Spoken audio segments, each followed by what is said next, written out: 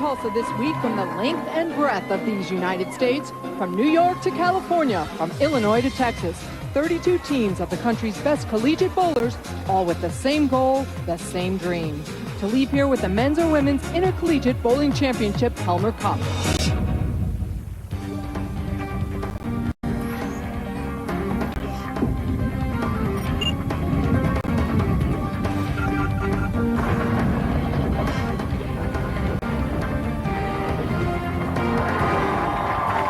Welcome to Tulsa, Oklahoma. We're inside River Lanes getting set for the men's and women's finals of the Intercollegiate Bowling Championships. Hello everyone, I'm Jan Schmidt along with Chris Barnes, former PBA Rookie of the Year and former Collegiate Bowler of the Year. Chris, great event, exciting, huge crowds. Look at this. You've bowled this before. Is this the title that everyone in college bowling wants on their resume? Absolutely, Jan. This tournament embodies everything that is right about our sport. It took 8 months of training and hard work to get here. There's an immense amount of teamwork, intense rivalries, and as you can tell, we have a lot of enthusiasm here. We started with 16 men's teams, 16 women's teams. They bowled a best-of-7 double elimination format to get to these final two on each side. Today, we're going to bowl a best 2-out-of-3 match to determine a national champion. And on the women's side, we're down to Central Missouri State and Florida State. We'll get to the women later, but on a switch, we're going to go men first this time, and that will be Morehead State and Wichita State. Now, how about Morehead State? It's their first appearance in the final two here. It is their first appearance in the final two, but you wouldn't know it. They're senior-laden, and they got lots of leadership. But ironically, it's the influx of two freshmen bowling in the 4 and 5 spots that have allowed them to get to this championship match. Well, how about your alma mater, Wichita State? They really dominated this event in years past. Well, they have dominated in years past, but it's been 1998 since Wichita State has been in a championship match. So none of these players have been in one before. They do have Junior Team USA and Adult Team USA stars Nathan Bohr and Sean Rash, but it's the other 6 guys that make them deep enough to get back to this national title game. Well, I told you it's best 2 out of 3 for this match today, and so when we return, we'll show you some of the highlights from the earlier championship match. Stay with us. For Morehead State, Chris Hester started it off right.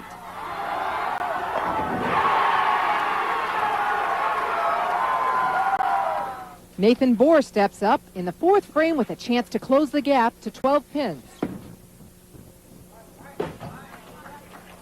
In the 7th frame, Russ Wilson up for Wichita State. They trail by 23. Freshman David O'Sullivan up in the 9th with a chance to put it away for Morehead State. Watch this kid's hand. Plant. Away. And there's the result. A lot of ball going through the pins right there. Final score, 210 to 130. In Game 2, we pick it up after 5 frames with Morehead State leading by 17. Wichita State starts its comeback with Russ Wilson. And that right there is exactly what they need. That's followed by Aaron Cook.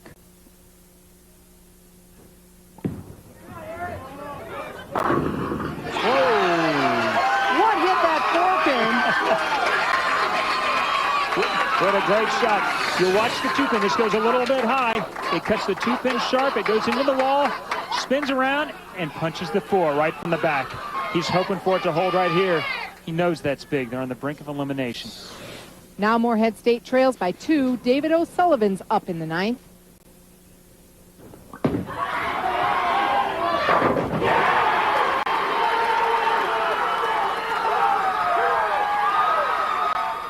That leaves Scott Thornton needing a strike to win.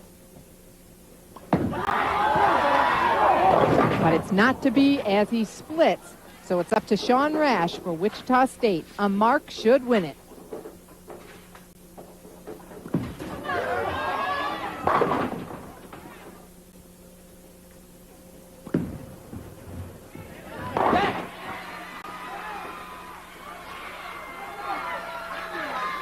Final score, 161 to 155.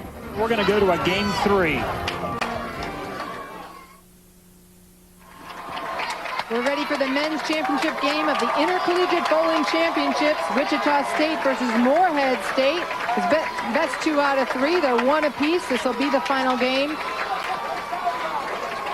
Starting lineup for Wichita State: Russ Wilson, Aaron Cook, Joe Keltner, Nathan Bohr, and Sean Rash. For Morehead State: Chris Hester, Chris Herringer, Brad Nice, David O'Sullivan, and Scott Thornton. And it hasn't been very pretty these last couple of games. No, but the finish to the last game was unbelievably exciting. You had two great players up there. Both of them had a chance. They left some messes up there. One of them was able to clean them up and advance, and now we have it. One game for the national title. There's Russ Wilson. The leader, and he gets a big break to open this match. That's absolutely huge in this game right here. Watch this shot. This is high the whole way. He's going to, the 2 and 3 pin are both going to go to the wall and take out the 4 and the 6. And it was. What a great way for them to start the match. Here's Chris Hester. And he really is the leader on this team. He's very smooth, and he really is the best bowler for Morehead, although he bowls first. Well, for this team, it's their first time here. For both teams, not really a lot of television experience. No, neither team has really seen anything. Nathan Bohr and Sean Rash have probably bowled overseas and had a limited TV experience, but the first time in any environment like this.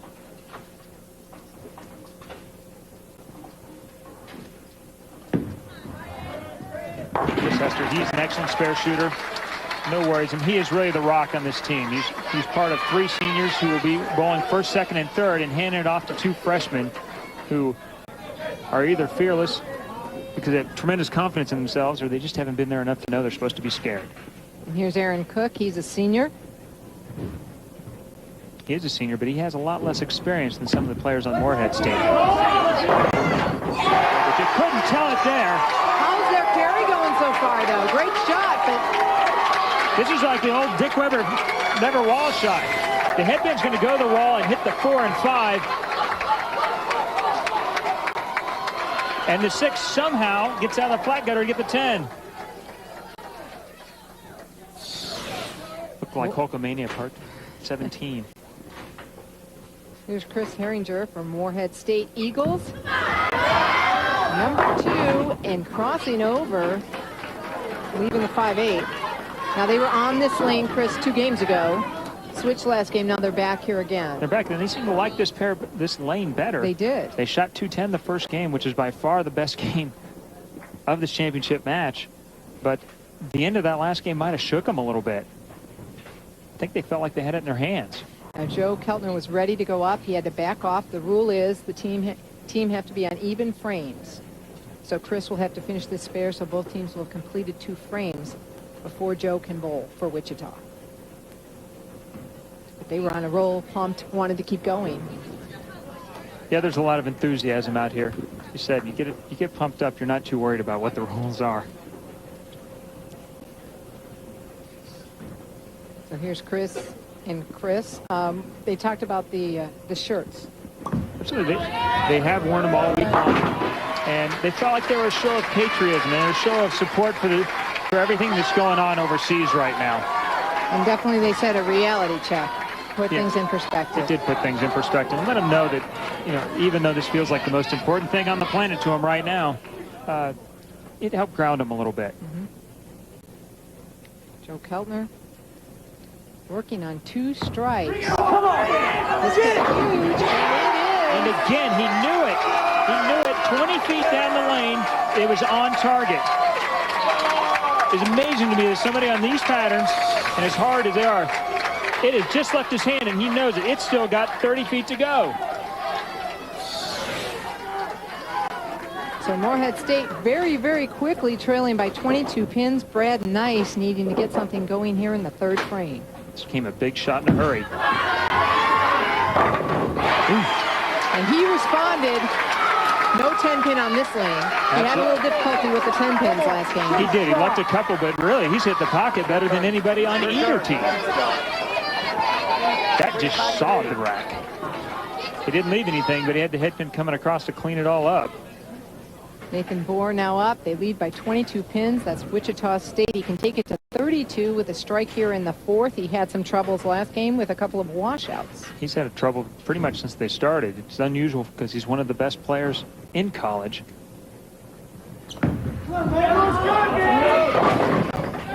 Oh, and he almost left the 7-10 on that. Very light. It's a lucky break here. He kind of crumbled everything up, and they gang tackled the 7. Relatively easy spare, though, and I'm sure he won't have any trouble with it. David O'Sullivan taking a minute before he steps on the approach. One of 2 freshmen from out east that bowled a lot of JBTs, so they're pretty tournament seasoned, even though this is their first year in collegiate bowling. Trailed by 21 pins. He's not afraid to step on it here. He can take it to 11 with a strike. Here's a big step. Oh, Messenger. Good shot. I thought it was going to come across. He had it coming across, too, and it takes a lot on these pins to get it coming across like that. Filled up. Good shot. Running down their spare balls to shoot the both players shooting 10 pins now. And all the guys on the Wichita State team who are very technically sound. This will be hard and straight, even though it's a very aggressive ball. It won't hook any. Oh, he just covers it. And David O'Sullivan will go for his spare. And for my best attempt at a Bo Burton jinx of the day. I'll see you again. As he makes that, he says, I'll see you again. He hopes not. He doesn't want to see it again. He did say that, though. You would think that if there was a weakness with having 2 freshmen at the bottom, that it might be with spare shooting. You would Used think to bowl in so. a little bit softer conditions, but they've had a full year of bowling on these sport patterns, and both these teams have embraced the idea of bowling on sport conditions. They have. Feel it's the way to build integrity in the sport. John Rash going to Brooklyn, leaving a 10-pin. All right. And they both have practiced almost exclusively on sport bowling and bowling sport bowling leagues and tournaments. In fact, Moorhead said they've bowled 10 or 11 tournaments on sport condition this year. Most of the collegiate tournaments this year are on the sport condition, and all of the qualifying tournaments for this national final were on the sport condition. Here's Scott Thornton going up high, 6-10.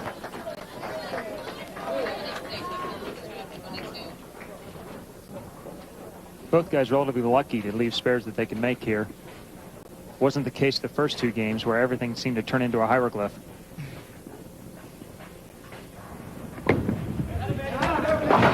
Sean covers it up. Now, Sean's the emotional leader of this team. If he was able to put together a strike right there, he would have really gave him a boost. Scott Thornton needs to cover both pins here, the 6 and 10, and he does it nicely as we approach the second half of the final game here for the men's national championship. Time to regroup, start again. Wichita is in the lead, and these bowlers are strangers, but Wichita State no stranger. They've won this event 6 times, finished second 5 times, of which you were a part of some of those teams. And you had to bring that up. You were in the second place. Sorry, Chris, but... Russ Wilson now trying to start off their charge here in the second half to hold on to their lead. And really the difference I've seen between this team right here and even some of the teams I've bowled on is they've been able to let it go. They're not playing scared anymore, and I think they started out a little bit that way. Nobody really wanted to let it go and just give it their best shot and trust what they had. Great shot. That's a fantastic. This guy, he is as smooth a left-hander as in the collegiate game right now. You talked about Wichita State, and head coach Gordon Badigan had told us that this team was very even-tempered, and their key was staying out of trouble, though they hadn't done that well the first 2 games here. They're doing that much better in this final game. They've been very patient as a group the entire year. Haven't let things get to them too much one way or the other. Kind of cleaned up the messes and went on. It shows up in the final polls of the year. These 2 teams were ranked 1 and 2 in the final coaches poll, and then they flip-flopped and were 2 and 1 in the computer rankings. So the Moorhead State Eagles down by 20 pins. They can take it to 10. With Chris here, and a big strike that does. They're only down by 10. Big shot. That is senior leadership right there at its best. Watch this shot here. Crosses 9 at the arrows, and this is just dead high flush. And you think he's excited about it? This is his last shot in collegiate bowling. That's the way to make it count. Aaron Cook now up in the 7th.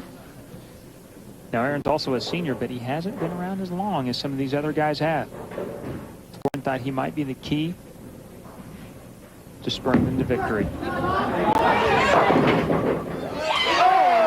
a break. You know, they have had some very good carry this game, and that's what it takes. Hoo-ah. You watch the shot, and this is centered up on the head pin pretty early on. Everything kind of crumbles. The 2 and the 4 pin are going to get trapped over on the wall. And it's the 2 pin that spins around off the 4 and just lightly taps the 7. So Brad Nice now up. He struck last time up this game. He needs this strike to make it all even. Big shot, and he gets it. We have a match. Unbelievable how good he is bowled here. The 3 seniors stepped up, bang, bang, bang, in the 6th, 7th, and 8th frames to keep their hopes alive.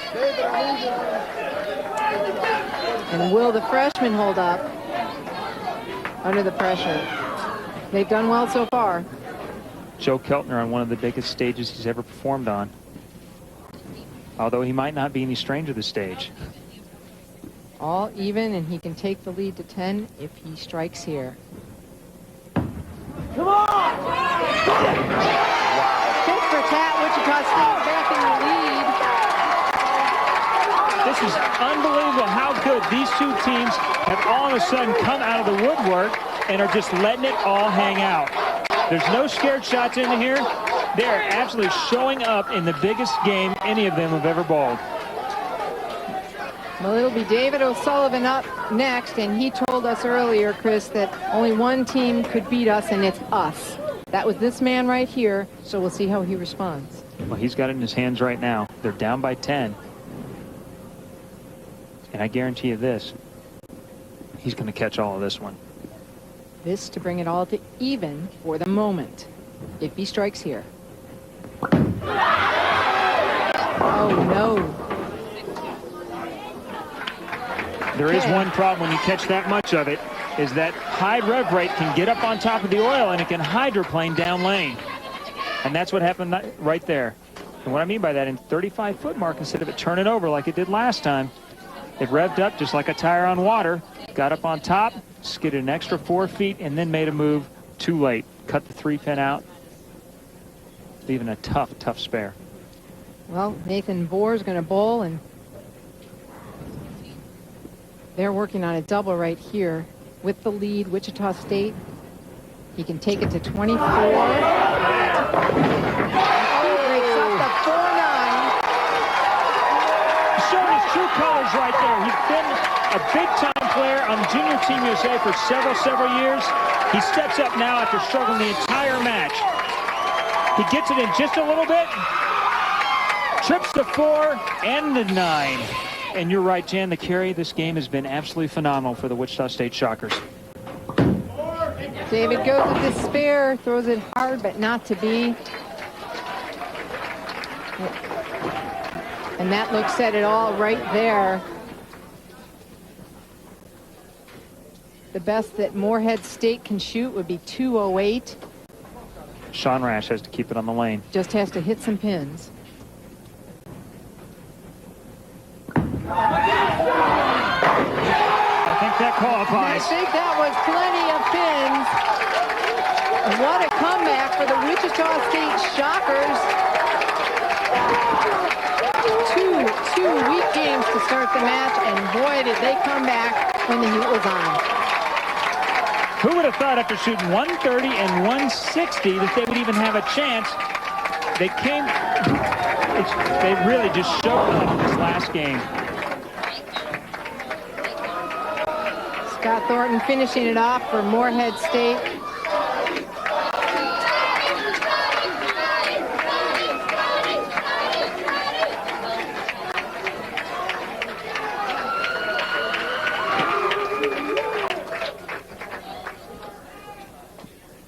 You can see the 2 players talking. They're going to put in Scott Howe.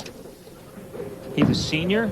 He's been through the program. He's put in lots and lots of time. He has not gotten to throw very many shots this week. That's great. They want to let him close it out here. Scott Howe, 22 years old. Came to Wichita all the way from Oregon. And how's that for coming in cold? Just put it right in the pocket. That's the way to do it.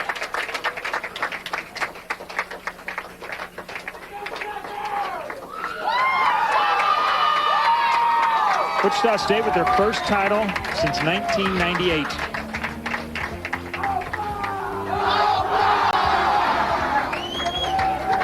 So Wichita State is the 2003 men's national champion. Still to come the women's championship match. But first, when we return, the presentation of the men's Helmer Cup. Stay with us.